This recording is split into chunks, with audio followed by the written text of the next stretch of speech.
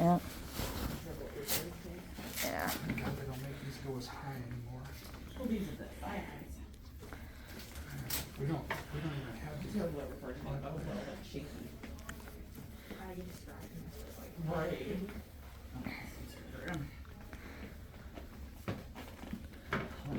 Okay, guys.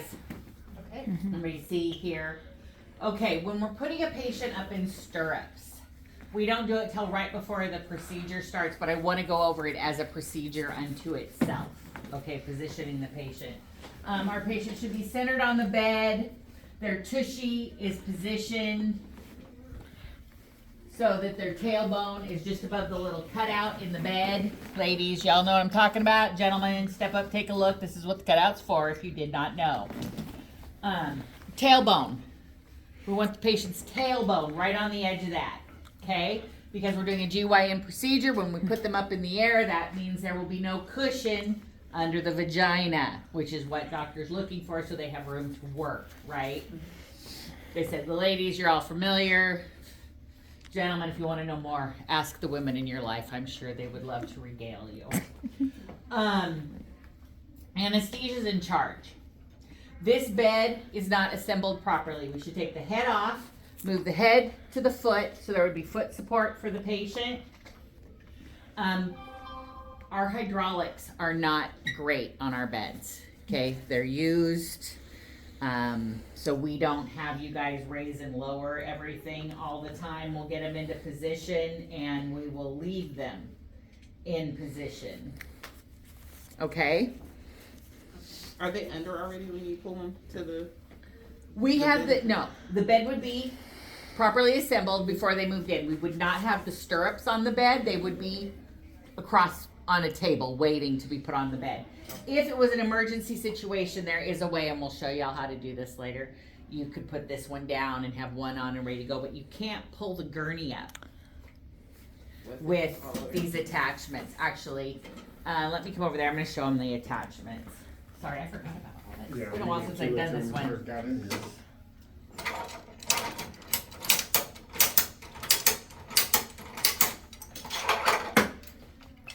Okay. This is a generic attachment point for our beds. Okay. This will attach to most of the equipment we use. There are also specialty ones that have different openings for specialty devices that attach to the bed. But the part I'm going to show you right now is universal to all the beds. You will notice on each section of our bed, we have a rail. Ooh, ah. That is for attaching things to. Sorry, I'm trying to not be able to see me point. This is for OR2. Same thing, different style. Yep, just a different style. This one's lighter. If I was using it for self-defense, I would prefer this one. Just saying, this one is hella heavy. Notice the little notching. If you want to change the angle of this, you have to open it up enough you can pull that back. Oh, okay. If you do it too far, it will come completely apart. But then you can change the angle once you open this up enough. Does that make sense? Does everybody understand how that works? Play with them, get familiar with them. Assembling the beds is our job. Okay? So if you were doing this in the real world, the head goes to the foot. There's little holes right here it slides into, and there's little knobs. You tighten it down. Okay? Once the patient is on the bed, anesthesia had been administered, then we're ready to position. We typically don't put patients up in stirrups conscious unless we need to. Okay, so it does happen. These are candy cane stirrups. This is a form of high lithotomy. Okay, lithotomy means patient up in stirrups, legs up and spread apart. Lithotomy, okay? I know that's not the textbook definition, but that's what it is. That's an awkward and uncomfortable position for any human being in a room full of strangers. Okay? Especially while naked and medicated. Might be your Saturday night, but it's not necessarily everyone's. Okay, I'm not yucking nobody's yum here. I'm just saying, our patients feel very vulnerable. Okay? Room full of strangers. Even though our rooms are never below 68 degrees, many patients would argue that. Why do you think that is? Because their sympathetic nervous system is rushing all the blood to their vitals. Yes! Makes them feel Yes! cold. They're scared! Mm-hmm. They're having anxiety! We have this effect on people. This impacts their vital signs. So we don't want to upset them any more than necessary. If you have a patient who's coming in from the emergency room at 3 o'clock in the morning because they're having a spontaneous abortion, also known in layman's terms as a miscarriage, they're going to be very emotional. On top of this just being a scary place, okay? You need to be very aware of that. Okay, and I mean everyone, and not to pick on anybody, but especially the guys, as these guys can attest. It's a woman's thing. It's not something you've experienced. Mm-hmm. And I know that might not be the most PC thing to say, and I don't mean to be insulting to anyone. I'm just saying it can trigger a response in some women when there's guys in the room for something like this, and so I want you guys to be prepared. A woman may not want you in the room right away, or she may say at all, but unfortunately our patients don't always get that choice. Yeah, if the nurse has help and stuff like that, I like go do something else till they get the patient asleep. Cause they do look uncomfortable sometimes with guys in the room. They're already, and it's just because they're already scared. They're already emotional. It's not personal. It has nothing to do with you necessarily. As a person, as a being, it's just you're a dude and you're in the room, and right now they don't want that. I should say an extra dude, because often anesthesia or the surgeon is a male as well, but you're just that one more guy. And I'm not saying it's easy for women to be in the room or anything like that. It's hard for all of us when a patient is very emotional and going through a traumatic experience. I just want to make sure you guys understand the importance and the situation you might be in with this procedure, because we do it as a basic entry-level procedure because it's a basic entry-level procedure. It's very simple for us, not for our patient. Mm-hmm. Even a patient coming in for a scheduled DNC for their uterus just ain't working right. They're spotting all the time or having issues. We're gonna clean it out and start them over, basically, is what we're doing. So even when it's scheduled, it can still be uncomfortable. A lot of women are uncomfortable having men in the room for procedures like that. Don't take it personally. Ladies, it's gonna be the same when we're dealing with dudes. And guys, that's definitely a two-way street. So anyway, back to the attachments. Talked about the rail on the bed. Now, that one down. You'll notice there's a little shape to these. I would also like to point out on your rail, you have notches that appear to be in a very similar spacing. Because they are. Watch this. Notches.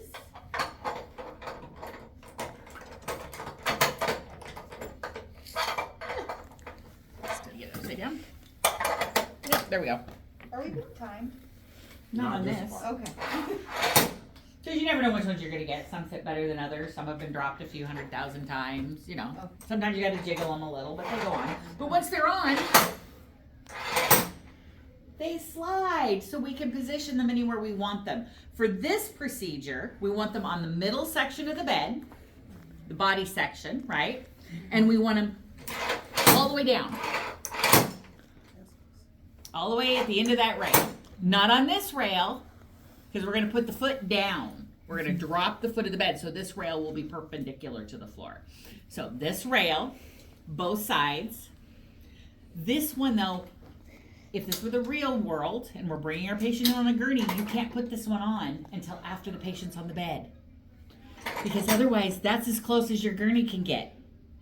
So your patient is jumping that far over open air.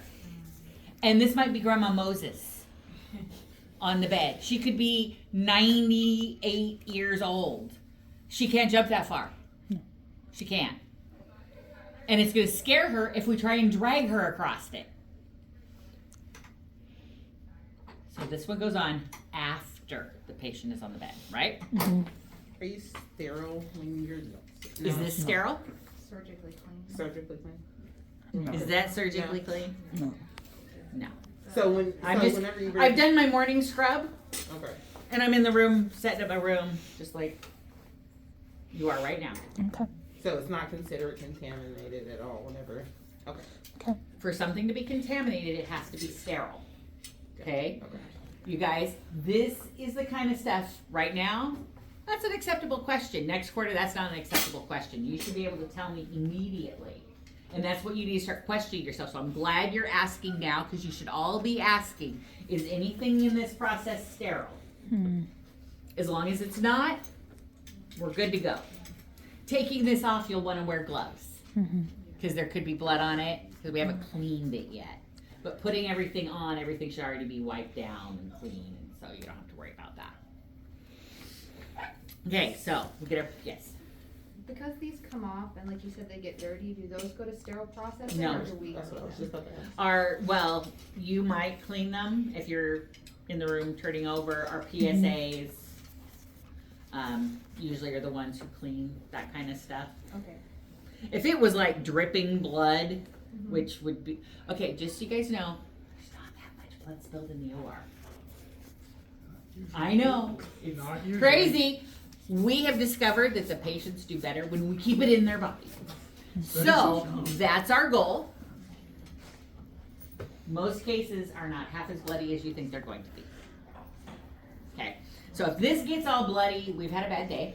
And I'm gonna throw it on my case cart and I'm gonna send it to CS to be put through the washer sterilizer, absolutely. Normally, the bloodiest this is gonna be is if some dumbass forgets to change their bloody gloves and touches it. Otherwise, it should not be getting bloody.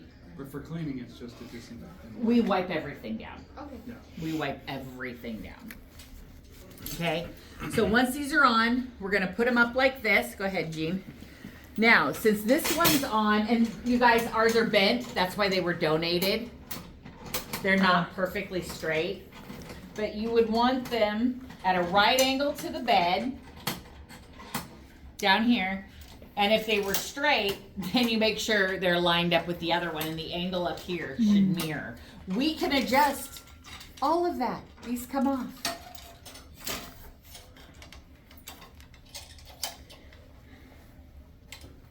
Wait, is Yeah, that bring just yours the down. patient's is shorter? Bring yours down. I put mine down, sorry.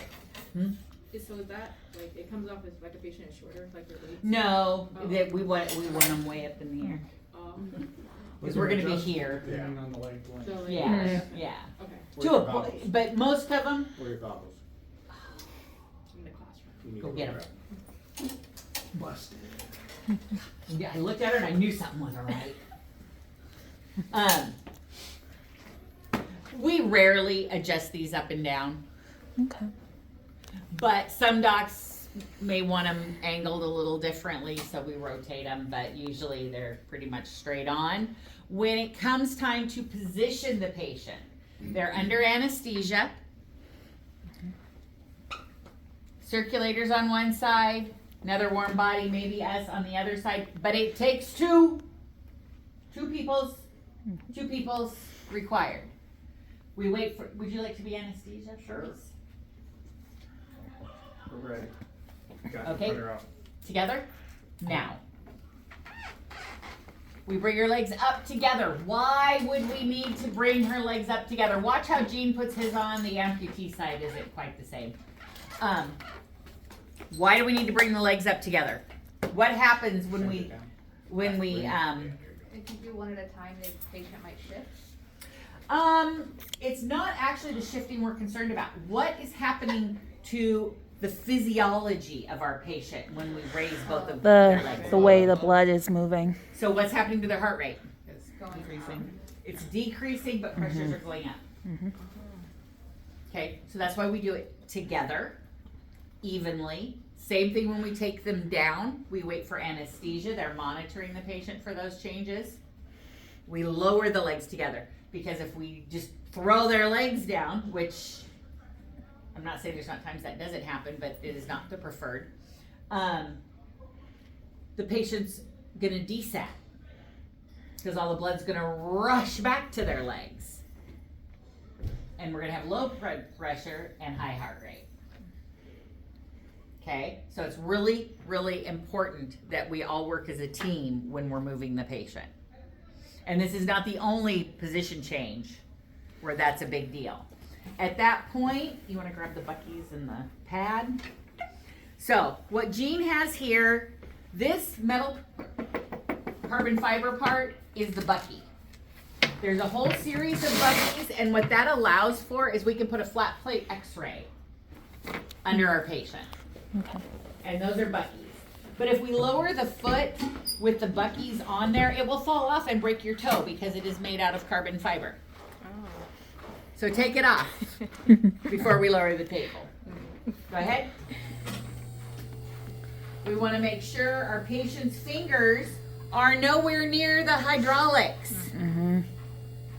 Hydraulics are not your garage door. You know how your garage door comes down and if it hits you in the head, it'll go back up? Hydraulics do not do that. You know that too. Because I shut it on my son. Maybe on purpose. Oh my god. I said stop. I'm judging. He listened the second time. Anyway, the hydraulics will continue until they pop off the finger that is in the hydraulic joint. The hydraulics will never know there was anything in there. Okay? So whenever we're positioning a patient, making sure all of the patient is safe from all of the bendy places of the table are critical. Okay, that includes some of us fluffier people, because if my fat squeezes down between the buckies and doctor flexes the bed, it's gonna cut off that little fat roll. It's gonna cut it off. Well, it could. It might just kill it and cause it to become necrotic on my body and rot. That's the other option. We are part of positioning, even if we're scrubbed in. Even if you're setting up your back table and they say they're positioning, you should be peeking. When they say we're all positioned, you should stop and inspect your patient. You are just as responsible for the positioning of that patient as every other person in that room. Okay? You are responsible if your patient is injured. You're just as responsible as the person that placed them on the table and said, yeah, we're good to go. Because this is your patient. And you are a patient advocate. Okay? So very, very important. Got to watch the fingers on this one. They're the most in danger. Now, doctor's going to come in. They're going to check the patient. Sometimes we end up a little cattywampus or cockeye. That means we're just a little off to one side. And doctor will be, oh, we're cattywampus. And they'll wiggle the patient. Sometimes they're not down low enough. Sometimes, like this patient, they'd want them down a little lower because their tailbone was a little high, right? We try to get them positioned as well as possible before they go to sleep, but we're always making adjustments once they're unconscious. Because we're not gonna pick nits like that with a conscious patient. We're gonna wait till you're asleep. We're just gonna put you where we want you. So if you need to make adjustments, there should be two people, not just one person pulling them, right? It Absolutely. depends. Sometimes Yeah. the doctor do it themselves. Oh, Yeah, okay. it just depends. Sometimes you've got one person but need two. Now what are you gonna do? Yeah. You're gonna do it with one. So since when setting up, you need anesthesia to hold the head, and then you need two people to lift the legs? No, anesthesia won't hold the head. They're just monitoring when they do lift the legs that none They're of watching their the vitals- airway, and they're in charge. Yes. Okay? Don't tell the surgeon. Anesthesia's the boss. They are. For testing? If anesthesia says this case stops now, Uh-huh. This case. this case stops now. Oh. If anesthesia interviews the patient and says, we're not doing this case, we're not doing that case. So the surgeon can't do anything. Sure, they could argue. They could plead their case, but until anesthesia changes their mind, Yeah. that is the answer. Okay. Yeah. Wow.